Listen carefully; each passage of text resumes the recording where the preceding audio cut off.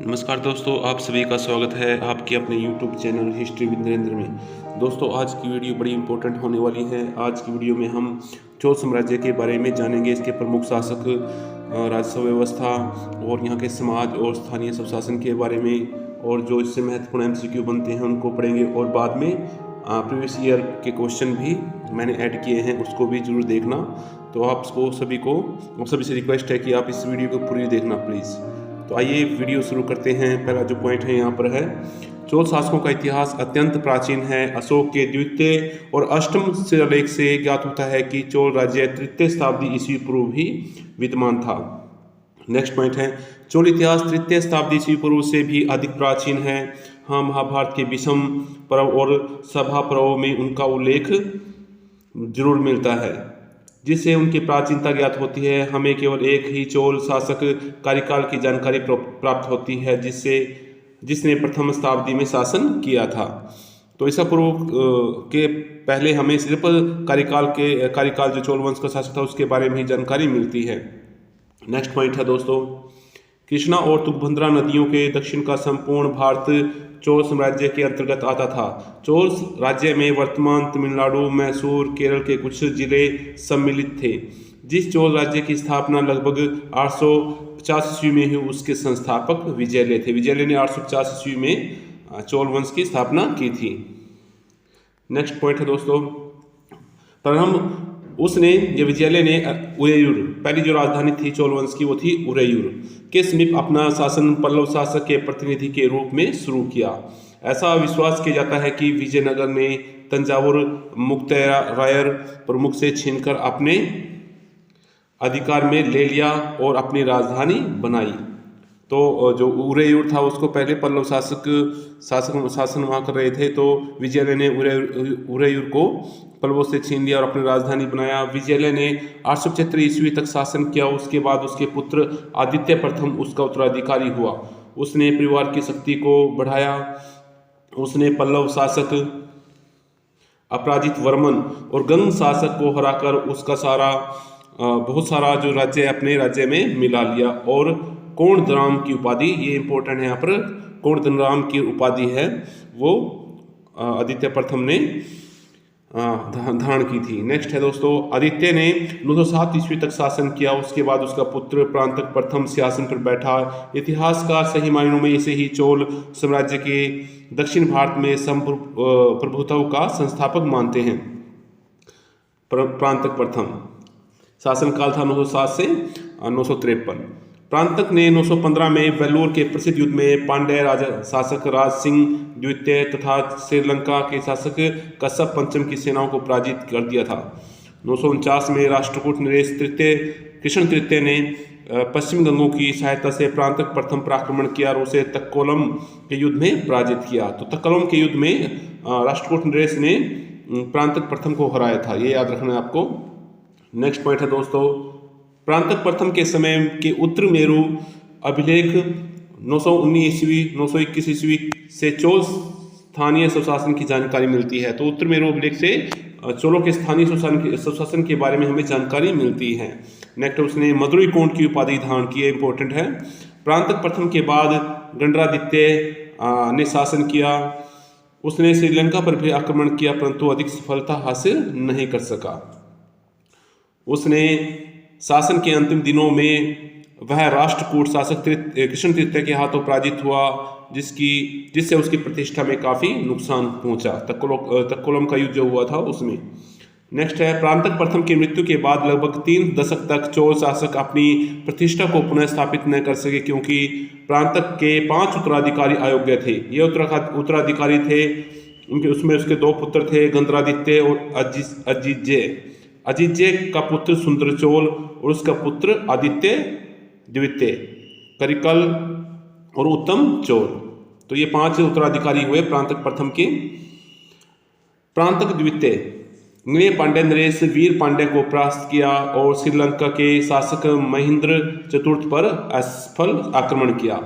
Next point है दोस्तों, प्रांतक द्वितीय जिसे सुंदर चोल भी कहा जाता है, ये इंपॉर्टेंट है, पूछा जा सकता है कि चोल शासक को सुंदर चोल भी कहा जाता है तो प्रांतक द्वितीय कहा जाता है। तो इसने राष्ट्रकूटों से तोंडमंडलम को भी जीता। नेक्स्ट है उत्तम चोल, जिसका शासनकाल 973 से 985 था, ने चोलों में सर्वप्रथम सोने के सिक्के, वेरी इंपॉर्टेंट, चोलों में सबसे पहले उत्तम चोल ने सोने के सिक्के हैं वो जारी किए थे।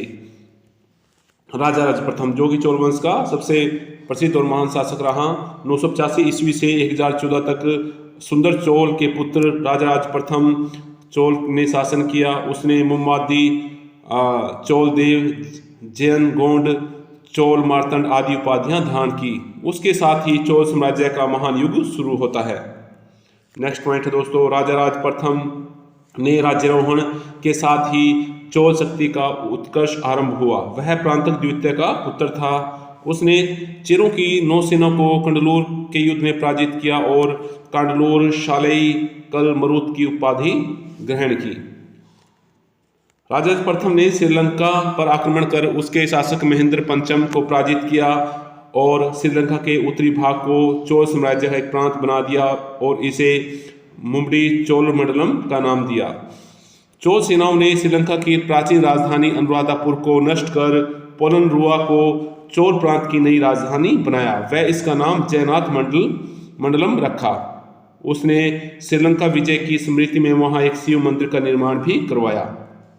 नेक्स्ट पॉइंट है दोस्तों, राजा प्रथम ने वेंगी के चालुक्य विमलादित्य के साथ अपनी पुत्री का विवाह किया। नेक्स्ट है, राजा प्रथम ने वेंगी के अपदस्थ चालुक्य राजकुमारों शक्तिवर्मन, विमलादित्य को चोड़ भीम के विरुद्ध शरण देकर सैनिक सहायता दी। नेक्स्ट पॉइंट है, उसने राजा प्रथम ने तंजौर में वृद्धेश्वर या राजराजेश्वर मंदिर, शिव मंदिर। राजा प्रथम ने शैल शासक श्रीमार विजयतुंग वर्मन को नागपट्टनम में एक बौद्ध विहार निर्माण की अनुमति दी। तो यहाँ पर ये पॉइंट अधूरा है।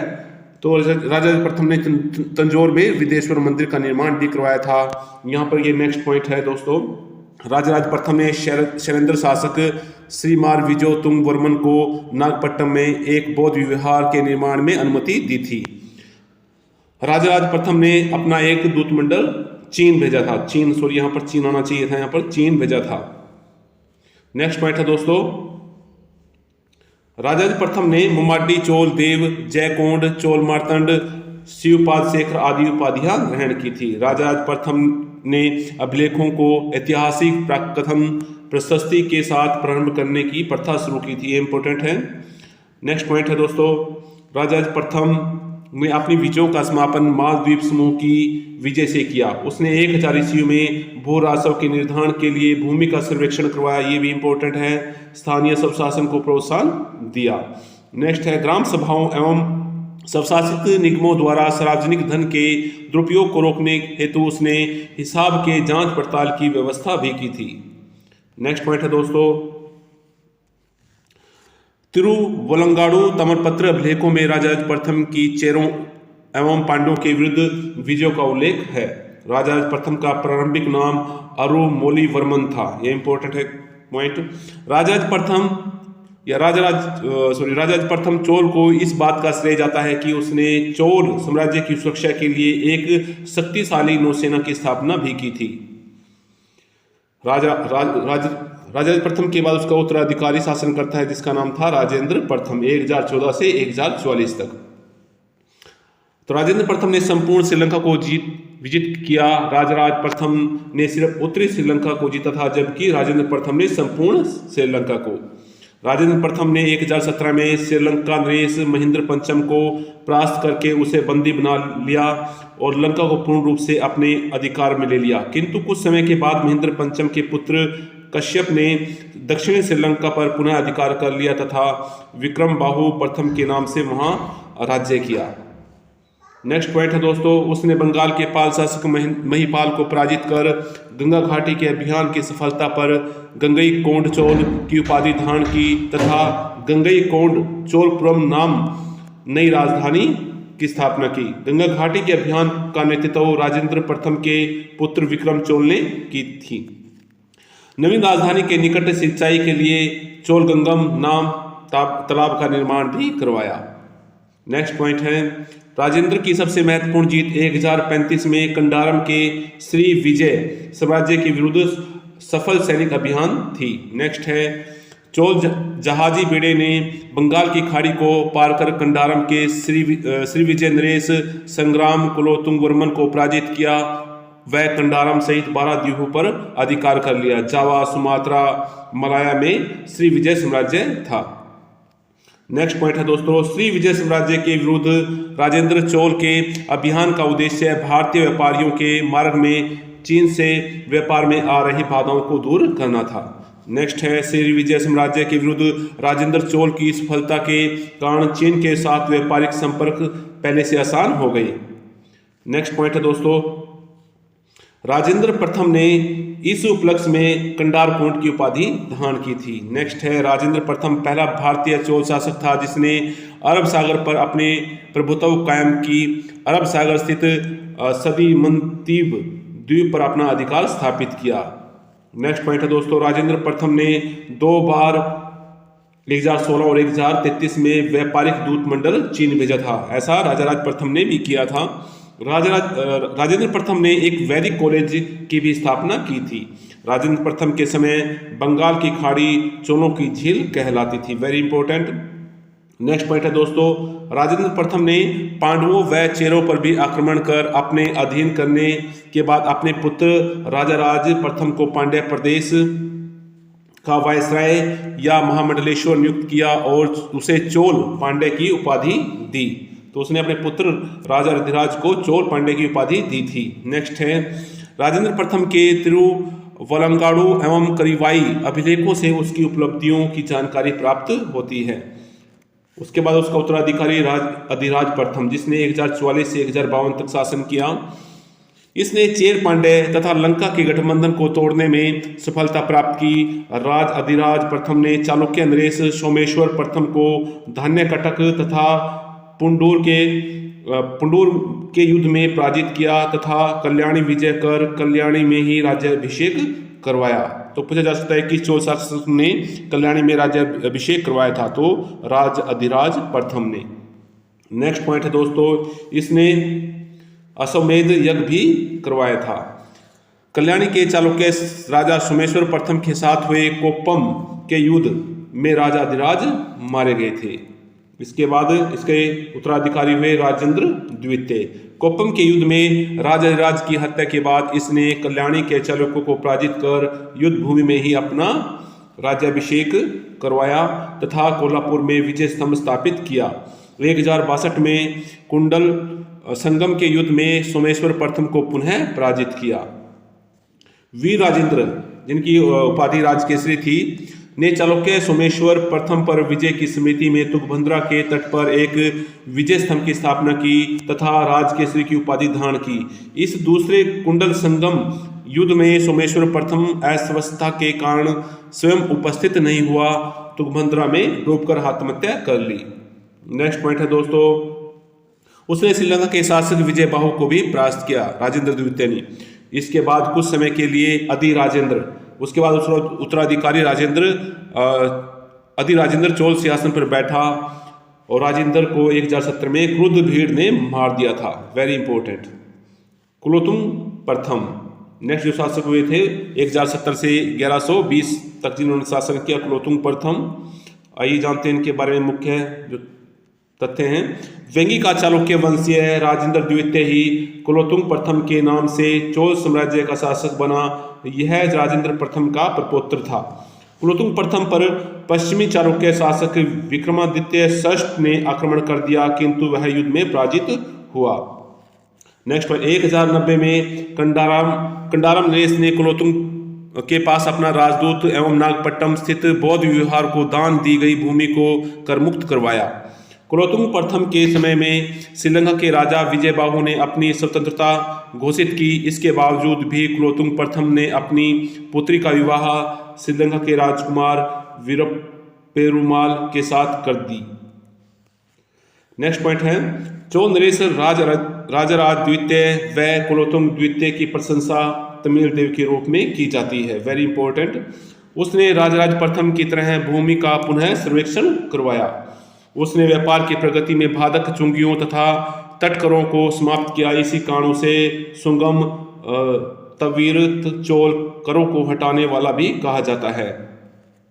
नेक्स्ट पॉइंट है 1077 में ईस्वी में उसने 72 व्यापारियों का एक व्यापारिक शिष्टमंडल चीन भेजा।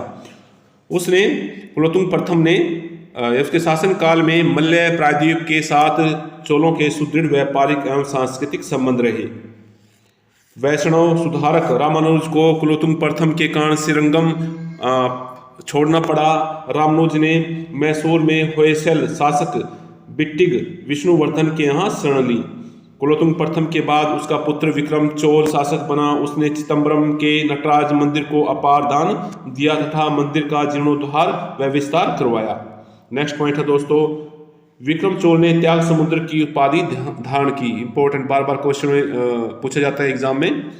नेक्स्ट पॉइंट है विक्रम चोल का पुत्र कुलोत्तुंग द्वितीय, जिन्होंने 1133 से 1150 तक शासन किया, कट्टर शैव तथा उसने गोविंद राज की प्राचीन वैष्णव मूर्ति को समुद्र में फिंकवा दिया। यह प्रतिमा चिदम्बरम के नटराज मंदिर के प्रांगण में स्थित थी। रामानुज ने गोविंद राज की मूर्ति को समुद्र से निकलवाकर तिरुपति में स्थापित करवाया। गोविंद राज की यह मूर्ति लंबे समय बाद विजयनगर के रामराय ने पुनः अपने मूल स्थान चिदम्बरम के नटराज मंदिर में स्थापित करवाई थी। नेक्स्ट पॉइंट है दोस्तों, कुलोत्तुंग द्वितीय के बाद राजा राज द्वितीय तथा राजा धीराज द्वितीय ने शासन किया। कुलोत्तुंग तृतीय ने त्रिभुवन में कंपारेश्वर मंदिर का निर्माण करवाया। इसके बाद राज तृतीय शासक बना।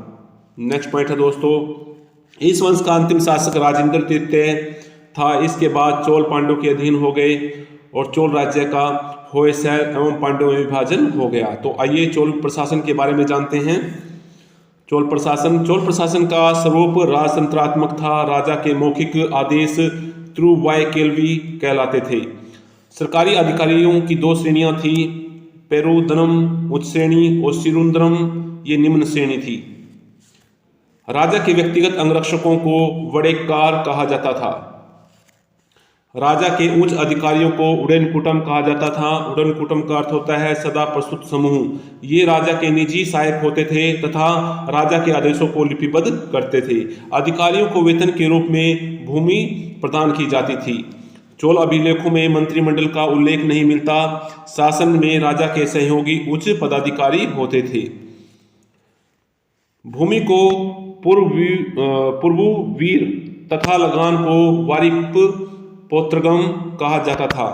ब्रह्मदेव गांव को चतुर्वेदी मंगलम भी कहा जाता था। नौकर को पणिमक्कल कहा जाता था। सैनिक व सैनिक व्यक्तियों को आदि गरिगल कहा जाता था।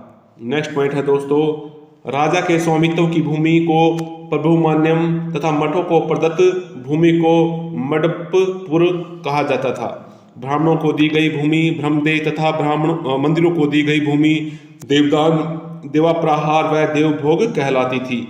एक भोग्य भूमि ब्राह्मणों को निजी उपयोग हेतु दी गई भूमि थी। शाला भोग शैक्षणिक प्रयोजन के लिए दी गई भूमि शाला भोग कहलाती थी। अग्रहार या गण योग्य, तो ब्राह्मणों को सामूहिक भूमि, ब्राह्मणों की जो दान में दी गई भूमि को अग्रहार या गण योग्य भूमि कहा जाता था। प्रशासनिक विभाजन, चोल प्रशासन के बारे में पढ़ते हैं। चोल साम्राज्य प्रांतों में विभाजित था। प्रांतों को मंडल कहा जाता था और इनकी संख्या 8 थी। आरोही क्रम में चोल साम्राज्य के प्रशासनिक इकाइयां थी कुर्रम, नाडु, कोट्टम या वलनाडु और मंडलम। ये अवरोही क्रम में यहाँ पर दी गई है। आरोही क्रम, पहले छोटा फिर बड़ा। तो सबसे बड़ी प्रशासनिक इकाई राज्य होता था, फिर मंडल, फिर उसके बाद कोट्टम या वलनाडु, फिर नाडु, फिर कुर्रम। बड़े गांवों को तनियूर या तंकुरम कहा जाता था। ये एकल इकाई के रूप में शासित होते थे। प्रशासन में सहायता के लिए स्थानीय सभाएं होती थी। नाडु के स्थानीय सभा को नट्टार और व्यापारिक संघ की सभा को नगरम कहते थे। गांव के वार्ड को कुटुंब कहते थे। नाडु के अंतर्गत अनेक ग्राम संघ होते थे जिन्हें कुर्रुम कहते थे। राजस्व व्यवस्था, चोल साम्राज्य की राजस्व व्यवस्था। तो भूमि कर राज्य की आय का प्रमुख साधन था। भूमि कर कृषि उत्पादन का 1/3 था। चोल अभिलेखों में उपज के अनुसार भूमि को कुल 12 कोटियों में विभाजित किया गया था। व्यापार कर, विवाह कर, निकटवर्ती राज्यों में लूटमार भी आय के साधन थे। चोल अभिलेखों में करों के लिए प्रयुक्त शब्द इरई, वरी, मन्नुपाड़ू तथा दंडनम थे। राजस्व को आयम, सोने के सिक्कों को कासू, अन्न के माप को कलम कहा जाता था। एक कलम में 3 मन होते थे। वैली भूमि माप की इकाई थी। करों की वसूली ग्राम सभाएं करती थी तथा नगरों में यह काम नगर समितियां करती थी। राजस्व विभाग का प्रमुख वृत्त पोत्राक कहलाता था। नेक्स्ट पॉइंट है दोस्तों, स्थानीय स्वशासन। चोलों का स्थानीय स्वशासन कैसा था आइए जानते हैं। चोलों की सबसे महत्वपूर्ण देन स्थानीय स्वशासन है। प्रांतक प्रथम के उत्तर मेरूर अभिलेख से चोलों की स्थानीय स्वशासन व्यवस्था पर प्रकाश पड़ता है। स्वायत्त शासन प्रणाली के कारण ही चोल वंश को प्राचीन भारत में महत्वपूर्ण राजवंश माना जाता है। चोल अभिलेखों में 3 प्रकार की सभाओं का उल्लेख मिलता है। पहली है उर, यह सभी लोगों की ग्राम सभा थी। इसकी कार्यकारिणी समिति को अलुंगणम कहा जाता था। दूसरी जो सभा थी वो थी सभा या महासभा। यह गांव के वरिष्ठ ब्राह्मणों की सभा थी। इस रूप में यह अग्रहारों की संस्था थी। तीसरी जो सभा थी वो थी नगरम। यह व्यापारिक समुदाय की प्रशासनिक सभा थी। इसमें केवल व्यापारी ही भाग लेते थे। स्थानीय प्रशासन समितियों द्वारा संचालित होता था। इन समितियों को वारियम कहते थे। वारियम की सदस्यता के लिए निम्न शर्तों का पूरा होना जरूरी था। तो सदस्य के लिए 35 से 70 के बीच आयु होनी चाहिए थी। दूसरा था 1.5 एकड़ भूमि का मालिक होना, अपनी भूमि में बने मकान में रहना, वैदिक मंत्रों का ज्ञाता होना, ये योग्यता थी। चोरी के अपराध में दंडित व्यक्ति सदस्य नहीं बन सकता था। महासभा को पेरुंगुरी, इसके सदस्यों को पेरुमक्कल तथा समिति के सदस्यों को वारियपेरुमक्कल कहा जाता था। सभा की बैठक गांव के मंदिर वृक्ष के नीचे जलाशय के किनारे होती थी। सार्वजनिक भूमि पर महासभा का स्वामित्व होता था। गांव के हित के लिए महासभा कर भी लगाती थी। नेक्स्ट पॉइंट है दोस्तों, समिति के सदस्यों को चुनने के लिए गांव को 30 वार्डों में बांटा जाता था। प्रत्येक वार्ड से एक व्यक्ति का चुनाव लॉटरी विधि द्वारा किया जाता था। समिति के सदस्यों की कार्य अवधि 3 वर्ष की होती थी। कुछ समितियां निम्नलिखित हैं। संवत्सर वारियम तो वार्षिक समिति, तोट वारियम उद्यान समिति, पान वारियम मंदिर दान श्रवण समिति, येरी वारियम तालाब या तड़ाग समिति। भूमि सर्वेक्षण का कार्य केंद्रीय सरकार का था, जिसमें ग्राम सभा की अनुमति आवश्यक थी। ग्राम सभा ही भूमि कर संग्रहण का काम करती थी तथा संग्रहित राशियों को राजकोष में जमा कराती थी। ग्रामीण विवादों का फैसला भी करती थी। मंदिरों के व्यय, निर्माण, जीर्णोद्धार का उचित प्रबंधन भी ग्राम सभाओं का दायित्व था। व्यवसायियों की सभा का नाम श्रेणी, शिल्पियों का संगठन पुक कहलाता था। नाड़ू की सभा को नट्टार कहा जाता था। नाड़ू विनियोगम, नाड़ू के खर्च के लिए कर। कृषि उद्योगों में नारियल प्रमुख था। चोल समाज, तो चोल समाज में क्षत्रिय व वैश्य वर्ग नहीं थे, अनुपस्थित थे। समाज 2 भागों ब्राह्मण और अब्राह्मणों में बटा हुआ था। चोल काल में दक्षिण वर्गीय वलंगई, वाम वर्गीय इडंगई में अधिकारों के लिए संघर्ष था। वलंगई कृषि प्रधान थे, जबकि इडंगई औद्योगिक श्रमिक या शिल्पकार थे। चोल काल में वलंगई अधिक अधिकारयुक्त व प्रभावशाली थे। वे लाल शूद्र कृषक थे, लेकिन ये बड़े भूस्वामी भी थे। अछूत लोगों को प्रैया कहा जाता था। खेतीहर मजदूरों को पलियां कहा जाता था। दस्तकार वर्ग को कम्माल कहा जाता था। चोल समाज में दास प्रथा विद्यमान थी। प्रांतक द्वितीय की पत्नी वनवन अपने पति के शव के साथ सती हुई। देवदासी प्रथा भी विद्यमान थी। चोलकालीन व्यापार श्रेणियां द्वारा नियंत्रित होता था, जिनमें मणिग्रामम, वलंजियर तथा नानादेशी प्रमुख थी। इनमें सबसे शक्तिशाली नानादेशी थी। मणिग्रामम आंतरिक व समुद्री तटीय व्यापार में संलग्न श्रेणी थी। नानादेशी तशियारियर एनुरव नामक श्रेणी विदेशों से व्यापार करती थी। इनका व्यापार बर्मा सुमात्रा तक होता था। यह कह सकते हैं कि नानादेशी विदेशों से व्यापार करने वाली श्रेणी थी। अंजुवणनम और वीर वनजूस व्यापारियों की प्रसिद्ध श्रेणियां थी। 6 श्रेणियां थी। ये श्रेणियां मंदिर आदि को दान देने, धार्मिक कार्यों के लिए सभा तथा और में धन जमा कराती थी। चोल युगीन बंदरगाह महाबलीपुरम, कावेरीपत्तनम, शालियूर और कोरकई आदि थे। चोल काल में आयातित वस्तुओं में सर्वाधिक घोड़े थे। घुमक्कड़ व्यापारियों के समूह अय्यावोल कहलाते थे। चोलकालीन स्वर्ण सिक्का कलंजु कहलाता था। तांबे का सिक्का कासू कहलाता था। सोने के सिक्कों को कन्नड़ क्षेत्र में पोन या हुण कहते थे। श्रीलंका व दक्षिण भारत के मध्य मुक्त व्यापार का केंद्र कैंटन का बंदरगाह था। मालाबार क्षेत्र में उत्पादित काली मिर्च व सफेद मिर्च का निर्यात कबीलो बंदरगाह से किया जाता था। चोलों द्वारा निर्यातित वस्तु में प्रमुख थी मसाले, काली मिर्च, जिसमें औषधियाँ, कच्चा माल व सूती वस्त्र। सूती वस्त्र उद्योग अत्यधिक विकसित अवस्था में था। इसका केंद्र कालीकट था। निर्यात योग्य नील का उत्पादन त्रावणकोर में होता था। मार्को पोलो के अनुसार चोल राज्य में उत्तम किस्म का नील तथा हाथी दांत का उत्पादन होता था। वीरपत्तनम व्यापारियों की बस्तियां होती थी, जहां व्यापारी स्थानीय शासन व केंद्र सरकार की मंजूरी से व्यापार के मसालों में विशेषाधिकार का प्रयोग करते थे। फारस की खाड़ी स्थित सर्राफ संपूर्ण विश्व की सबसे बड़ी व्यापारिक मंडी थी। चोल कला। चोल काल में पल्लवों द्वारा प्रारंभ की गई द्रविड़ मंदिर स्थापत्य कला अपने चरमोत्कर्ष पर पहुंच गई। मंदिर आर्थिक, सामाजिक और सांस्कृतिक गतिविधियों के केंद्र थे। चोल मंदिरों के विषय में फर्गूसन ने कहा है कि चोल कलाकारों ने दानों की भांति इनका निर्माण किया, रत्नकारों के रूप में इनका विन्यास किया। चोल द्रविड़ शैली की प्रमुख विशेषता वर्गाकार या ऊंचे विमान या शिखर थी। राजराज प्रथम द्वारा निर्मित तंजौर विदेश्वर मंदिर, राजराज मंदिर द्रविड़ स्थापत्य कला की सर्वश्रेष्ठ कृति माना जाता है। यह दक्षिण भारत का सबसे बड़ा मंदिर था या मंदिर है। मूल्यांकन दोस्तों कुछ एमसीक्यूज में मैंने ऐड किए हैं, आइए उनको करते हैं। यहाँ सूची 1 और सूची 2 है वो दी गई है। यहाँ पर कुछ डेट्स दी गई है और नीचे ये आप यहाँ पर मिलान कर सकते हैं। तो 4 दंती दुर्ग द्वारा राष्ट्र वंश की स्थापना, यहाँ से आप इसको मिलान सही कर सकते हैं। तो ये 753 में दंती दुर्ग ने राष्ट्रकूट की स्थापना की थी। तो 4 के साथ यहाँ पर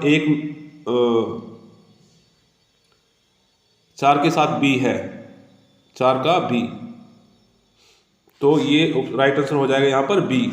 ए के साथ 2 का मिलान कर सकते हैं आप। गोपाल द्वारा 750 में गोपाल द्वारा पाल वंश की स्थापना 750 में होती है। और 121वीं ई में क्या होता है? महमूद गजनवी का भारत पर प्रथम आक्रमण। तो इसका राइट आंसर है ऑप्शन बी है दोस्तों। नेक्स्ट क्वेश्चन है मध्यकाल का भारत का सबसे ऊंचा मंदिर कौन सा है? तो इसका राइट आंसर है तंजावुर का विदेश्वर मंदिर। नेक्स्ट क्वेश्चन है दोस्तों चोल साम्राज्य की प्रशासनिक इकाइयों को बढ़ते क्रम में लिखना है हमें। तो बढ़ते क्रम में सबसे नीचे था, सबसे यहाँ पर 2 कहाँ गया? तो यहाँ से देखते हैं, सबसे नीचे है कुर्रम, उसके बाद नाडु, फिर इसके बाद वलनाडु, फिर मंडलम। तो इस प्रकार से जिसका राइट आंसर है वो है ऑप्शन डी, कुर्रम, नाडु, वलनाडु या कोट्टम, फिर मंडलम। चोल काल में तन खुर्रम था, तो यह एक नगर था दोस्तों। नेक्स्ट क्वेश्चन है राजेंद्र प्रथम ने कहाँ के शासक को नागापट्टनम में बौद्ध विहार बनाने की अनुमति दी थी? तो उसने श्रीविजय में। इसका राइट आंसर ए हो जाएगा। नेक्स्ट क्वेश्चन है दोस्तों किस चोल शासक ने 11वीं शताब्दी के अंत में वेंगी राज्य को चोल साम्राज्य में मिलाया था? तो इसका राइट आंसर है ऑप्शन बी, कुलोतुंग प्रथम ने। नेक्स्ट है चोल मंदिरों का प्रमुख लक्षण क्या है? तो विमान, हमने पढ़ा विमान या शिखर, तो शिखर इसका राइट आंसर हो जाएगा। नेक्स्ट है निम्नलिखित चोल शासकों को कालक्रम के अनुसार व्यवस्थित कीजिए। तो हमें सबसे पहले देखना है इसमें सबसे पहले कौन सा चोल शासक था? तो सबसे पहले था इसमें विजयलय, उसके बाद आदित्य चोल, उसके बाद था इसमें प्रांतक, उसके बाद था उत्तम चोल और उसके बाद था राजराज प्रथम, फिर राजेंद्र प्रथम। इस प्रकार से इसका जो राइट आंसर है वो है ऑप्शन ए। नेक्स्ट क्वेश्चन है दोस्तों किस चोल शासक का वास्तविक नाम अरुमोलीवर्मन था? तो ऑप्शन बी, राजाराज प्रथम का नाम अमोलीवर्मन था।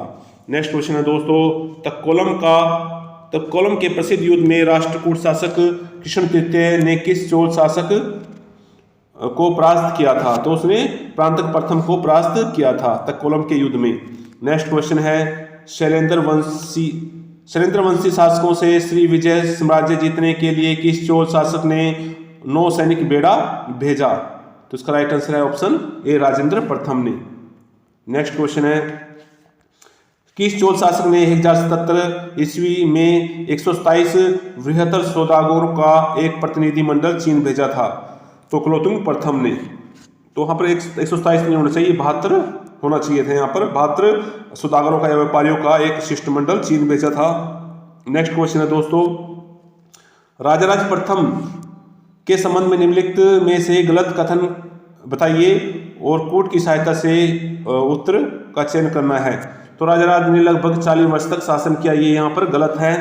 राजाराज ने जल तथा थल सेना का विस्तार किया और दक्षिण भारत में वर्चस्व स्थापित किया, ये भी सही है। राजाराज पांड्य नरेश अमर मुजुक को पराजित नहीं कर सका, ये यहाँ पर गलत है। राजराज ने श्रीलंका पांड्य एवं चेर गठबंधन को भंग किया या उनको हराया और चेर राज्य पर आक्रमण किया। तो इसमें एक और जो 3 ऑप्शन थे वो गलत थे, इस प्रकार से राइट आंसर ऑप्शन सी हो जाएगा दोस्तों। नेक्स्ट है, राजराज ने किस सेनानायक और महादंड नायक की उपाधि से विभूषित किया? किस सेनानायक को महादंड नायक की उपाधि से विभूषित किया था? तो उसने राजेंद्र चोल अपने पुत्र को इस उपाधि से विभूषित किया था। नेक्स्ट है, मुम्मादी चोल मंडलम का निर्माण राजराज चोल ने किया। मुम्मादी चोल मंडल कहा जाता है, किसको कहा जाता है? श्रीलंका स्थित उसके राज्य को कहा जाता है। नेक्स्ट प्रश्न है दोस्तों, नरकेसरी की उपाधि किस चोल शासक ने धारण की? तो यह उपाधि विजयलय ने धारण की थी। नेक्स्ट क्वेश्चन है, पांड्य नरेश राज सिंह को किस चोल शासक ने पराजित किया था? तो राज सिंह को प्रांतक प्रथम ने पराजित किया था। नेक्स्ट क्वेश्चन है, प्रांतक प्रथम की मृत्यु कब हुई? तो 953 ईस्वी में प्रांतक प्रथम की मृत्यु हुई थी। नेक्स्ट क्वेश्चन है दोस्तों, गांव की सड़कों के रखरखाव का उत्तरदायित्व निम्नलिखित में से किस समिति का था? तो सड़कों का जो उत्तरदायित्व था वो बाग समिति का था। यहाँ ऑप्शन जो 1 है वो राइट हो जाएगा। नेक्स्ट क्वेश्चन है दोस्तों, किस उद्देश्य से चोल शासकों ने भूमि का सर्वेक्षण व्यापक स्तर पर करवाया था? तो इसका राइट आंसर है ऑप्शन सी, भू राजस्व में सरकार का हिस्सा निश्चित करने के लिए। नेक्स्ट है, चोल शासन में उत्पादन का कितना भाग भूकर के रूप में लिया जाता था?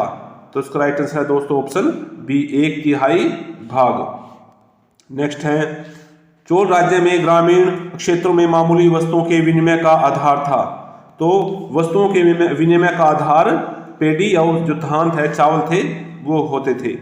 नेक्स्ट है, चोल सेना की मुख्य विशेषता, इसकी 7 बटालियन थी, उनके नाम किसके नाम पर रखे गए थे? तो उनके नाम शाही उपाधियों के नाम पर रखे गए थे, बटालियनों के नाम। नेक्स्ट है, चोल साम्राज्य कितने मंडलों में विभाजित था? तो अभी हमने पढ़ा था कि ये 8 मंडलों में विभाजित था। पहले होते थे मंडल, फिर वलनाडु, फिर नाडु, फिर कोट्टम, कुर्रम। इस प्रकार से आप प्रशासनिक इकाइयों को जान सकते हैं। नेक्स्ट है, निम्नलिखित में से कौन सा कथन सभा के गठन की ठीक ठाक व्याख्या करता है, ठीक ठीक व्याख्या करता है? तो उसका राइट आंसर है ऑप्शन, यह केवल अग्रहार में होती थी और केवल ब्राह्मण इसके सदस्य थे। तो सभा ब्राह्मणों की होती थी।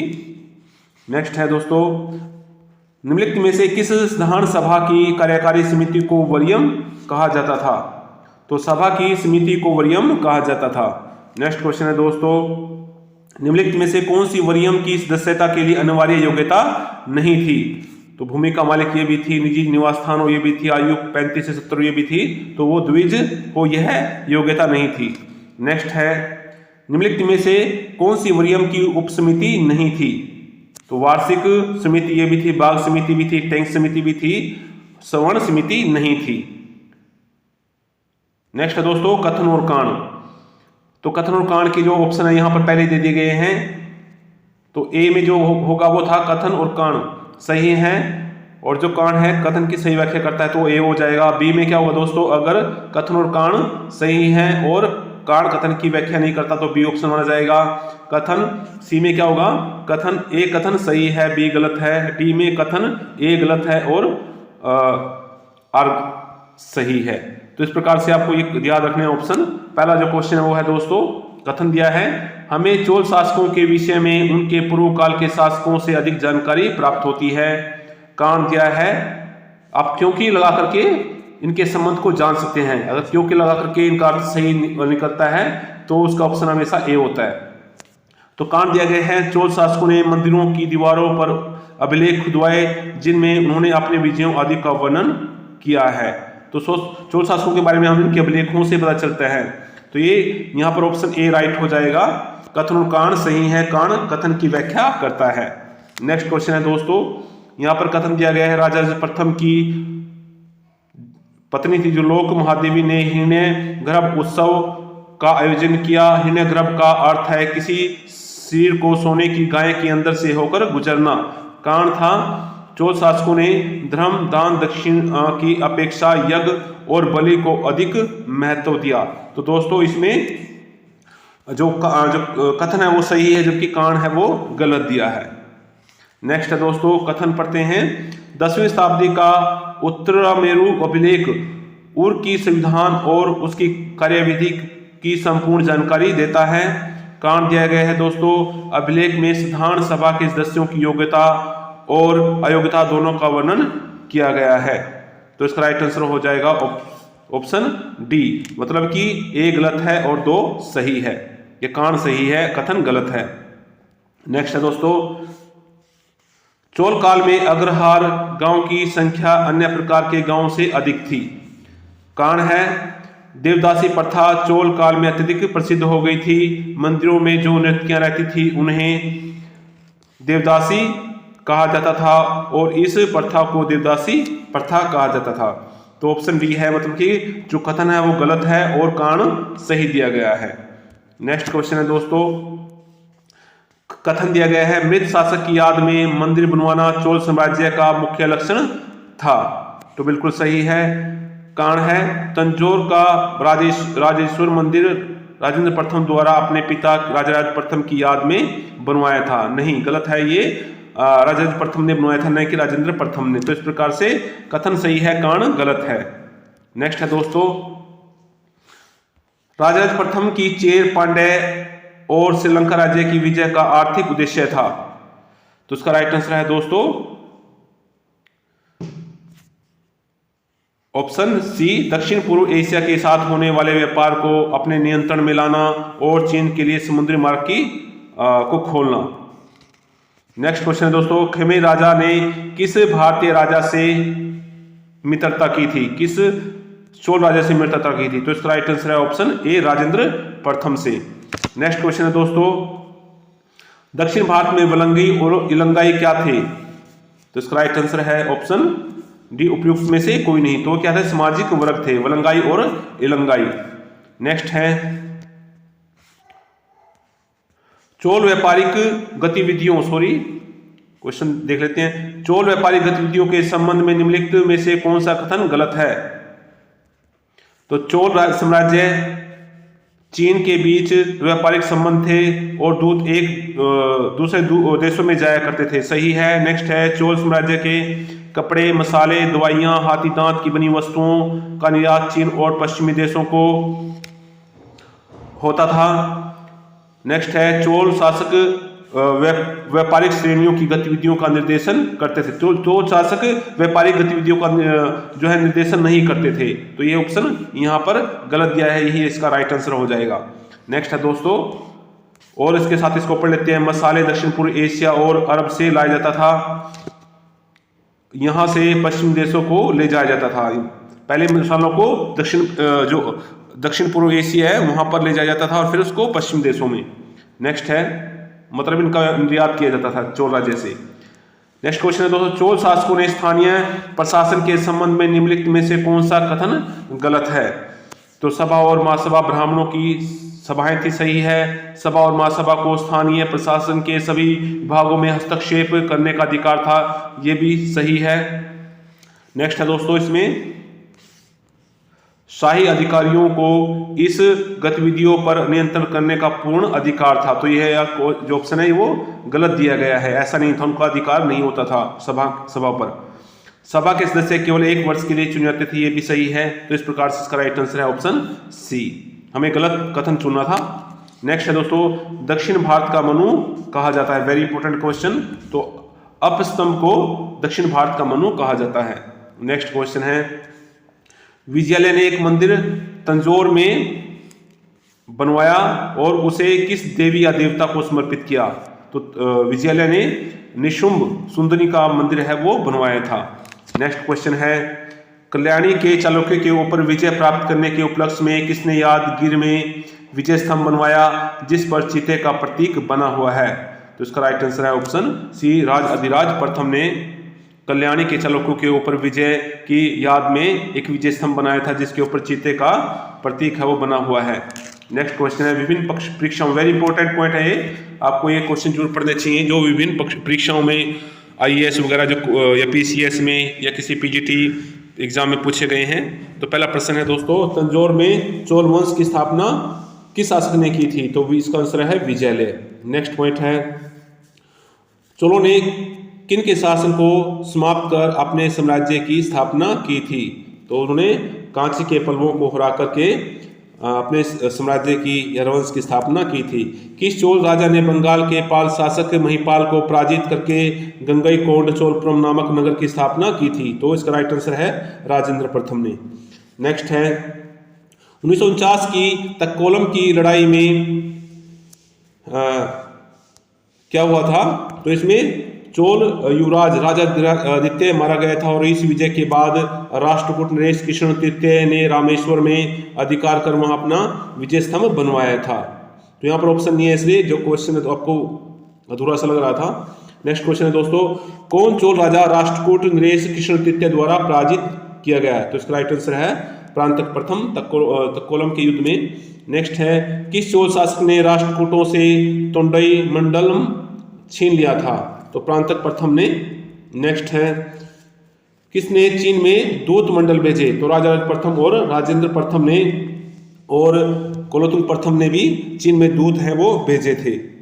नेक्स्ट है, किस चोल शासक ने बर्मा के राजा क्यांजिता से स्वर्णपतियों पर एक पत्र प्राप्त किया था? तो उसका राइट आंसर है कुलोतुंग प्रथम ने। नेक्स्ट है, श्री विजय के राजा विजयोतुंग वर्मा को नागपट्टम में बौद्ध विहार बनाने की अनुमति प्रदान की थी? तो राजा प्रथम ने उसको अनुमति प्रदान की थी। नेक्स्ट है, किस चोल राजा ने श्रीलंका की राजधानी अनुराधापुर को नष्ट कर दिया था? तो राजा प्रथम ने उत्तर श्रीलंका को जीत लिया था और उसकी राजधानी अनुराधापुर को नष्ट कर दिया था। नेक्स्ट है, चोल काल की चित्रकला के साक्ष्य प्राप्त होते हैं? तो ये जो साक्ष्य है तंजौर में राजा प्रथम द्वारा निर्मित विदेश्वर मंदिर से। नेक्स्ट है दोस्तों, राजेंद्र चोल द्वारा विजित कोसले नाडु की स्थिति किस नदी के तट पर थी? तो यह महानदी के तट पर था ये। नेक्स्ट है, कोप्पन का जो युद्ध है उसके बारे में है। तो यह 1052-53 में चोल राजा अधिराज प्रथम एवं पश्चिमी चालुक्य नरेश सोमेश्वर के बीच में हुआ था, और जो सोमेश्वर है वो इसमें नदी में डूब करके आत्महत्या वो कर लेते हैं। राजा अधिराज वो भी इस युद्ध में मारे जाते हैं। उसके बाद उसका पुत्र राजेंद्र द्वितीय शासक बनता है और युद्ध में ही अपना जो है राज्यारोहण करवाता है। नेक्स्ट पॉइंट है दोस्तों, यहाँ पर दिया गया है, देखो ये व्याख्या दी गई, आप इसको पढ़ सकते हैं। नेक्स्ट क्वेश्चन है, तंजौर के विदेश्वर अथवा राजेश्वर मंदिर का निर्माण करवाया था? तो राजा प्रथम ने करवाया था। नेक्स्ट है, दक्षिण भारत में चोल शक्ति का वास्तविक संस्थापक था? तो राजा प्रथम थे। नेक्स्ट है, किस चोल शासक ने लंका के एक प्रांत अनुराधापुर को जीतकर उसका नाम जगन्नाथ मंडलम रख दिया था? तो राजराज प्रथम ने। नेक्स्ट क्वेश्चन है दोस्तों, किस चोल शासक ने संपूर्ण श्रीलंका को जीत लिया था?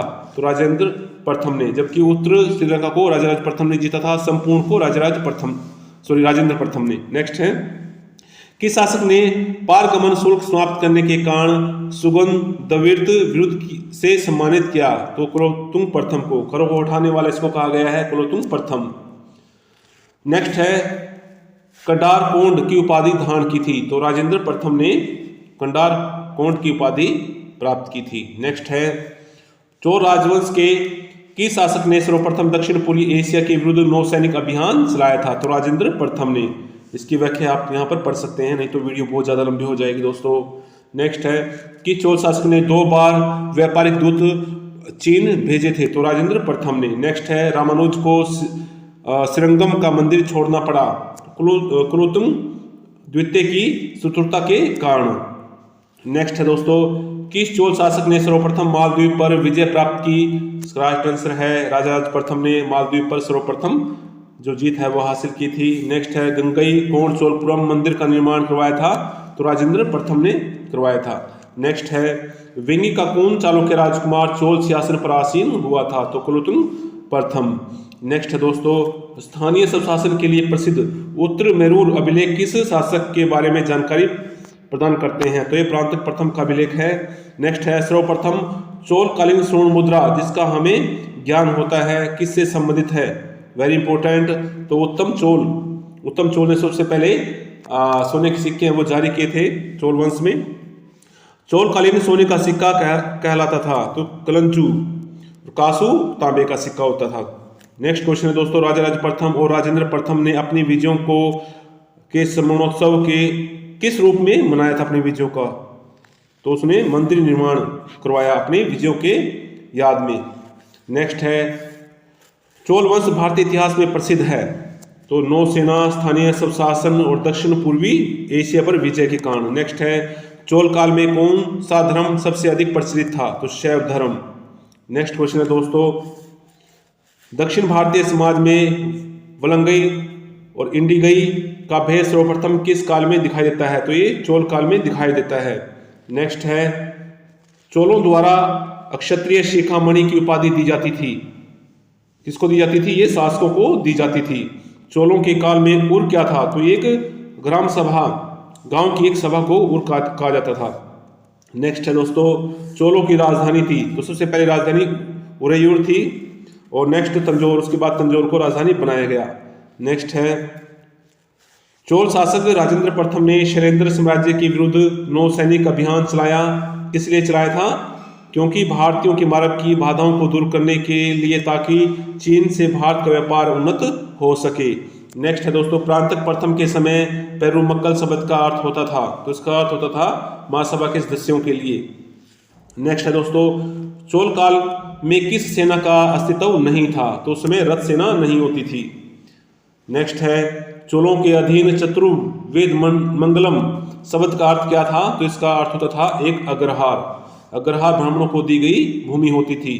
नेक्स्ट है दोस्तों राजा प्रथम ने उत्तरी श्रीलंका को जीतकर नई राजधानी कहाँ बनाई थी, तो इसका राइट आंसर है ऑप्शन